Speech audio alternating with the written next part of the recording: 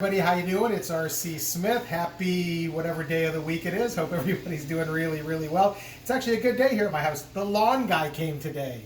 He hasn't been here in about 3 weeks. I thought he had disappeared with the huge amount of money that I pay him every month, like 60 bucks. But anyway, I'm doing a really good recipe today. I haven't done one for a few days, and people have been asking where they are, so here it is. Today I'm doing one of my favorite condiments. Here's a dirty word, condiment. And I'm making a chimichurri, which is basically a pesto. It's an herb sauce that can go with just about anything. Steak, chicken, fish, vegetables. Really easy to make, really flavorful. It can be whipped up in about 5 minutes, and I suggest you do it because it's also sort of healthy. So let's get started. You're going to need a food processor for this.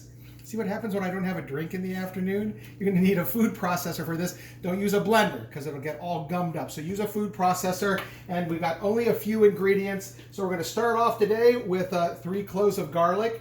By the way, have you guys had trouble finding garlic? Here in Southwest Florida, garlic seems to be missing in action. First it was, of course, toilet paper and paper towels. Then it was chicken, and now garlic can't be found anywhere. I don't know if it's the Navarro crime cartel down in Mexico. Maybe they've taken it. Who knows? Maybe Helen will help us find it. Anyway, it's hard to put in some 3 cloves of garlic. We also, you can use onion in this. You can use a regular red onion. You can use a shallot. But I like to use the green onion, which sort of makes it a little more herby. So I'm going to throw in 3 chopped up green onions. I'm going to put in 2 Fresno chilies, which are a little on the heat scale, the same as jalapenos, but they are a little more fruity and they're really beautiful. I leave the seeds and the ribs in because I want it to have a little bit of heat. So I'm putting in a couple of Fresno chilies. I'm also just found a recipe the other day for Fresno chili pesto. So I think I'm going to be doing that within the next couple of days. I just don't know what to do with it yet, whether I should put it on pasta or something else. But within the next couple of days, I'm going to be doing some Fresno chili pasta. So I have Fresno chilies in here. I'm going to add a good tablespoon or 2 of some dried oregano. Put that down here. A little bit of fresh black pepper, a little bit of salt. And then this is where the herbs come in. I have a whole bunch of cilantro. I just break it off, throw it in there, pack it down. I have a whole bunch of parsley. I break that off, throw that down there too. By the way, save the seeds. If you throw them in, like when you're making a chicken stock or something like that, they add a lot of flavor. So I'm going to save those. Then I'm going to add a squeeze of half a lime, which isn't very juicy. But that's all right, you only need a couple tablespoons. I'm going to throw in a little bit of red wine vinegar. Again, just a couple tablespoons of that. And then I'm going to put the lid on and give it all a really good pulse.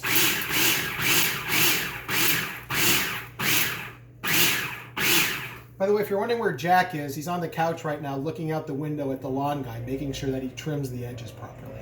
If he doesn't, Jack will let him know. So you give that, then you grab a spatula real quick, and you give that a good scrape down the side of the bowl. Add a couple tablespoons of a good olive oil, like 3 little glugs. Put it back on. Well, you can already smell it already. It smells very herbaceous here in my kitchen. I'm making an herbaceous condiment. So go ahead and I give that a couple more quick pulses. And you don't want it too chopped up. You want a little bit of texture to it. What are you doing? Are you eating crackers? Do you want to dip a cracker in it? Is that what you want? Give me the crackers. Because we have to taste it. But I'm not done making it yet. It just smells good. It does smell good. I'm going to put the crackers down. And I want it to be a little more on the wet side. Or moist. Right now the internet just exploded. How dare he use that word? That is one of the forbidden words in the history of mankind.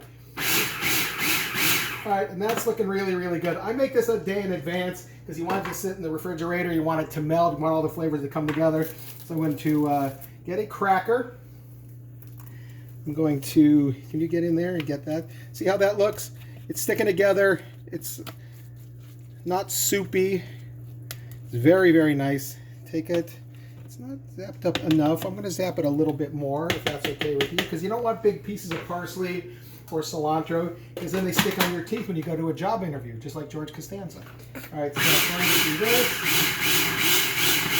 A little bit more. So I would say, guess that's probably about 8,000 pulses that I did. I'm just ballparking that, but I think it was close to 8,000, maybe 10,000 pulses.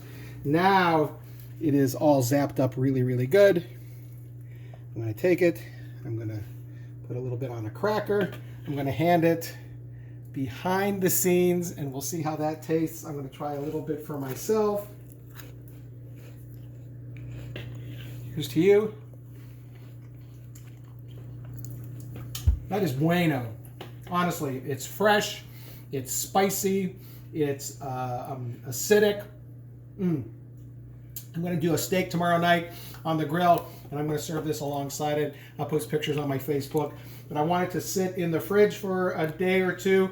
I'm going to put it in a bowl. I'm going to put a little bit of olive oil on the top of it, give it a nice tight cover on the top, and just let it sit there and become even more flavorful than it is. Again, easy, simple, delicious. It can be served with anything.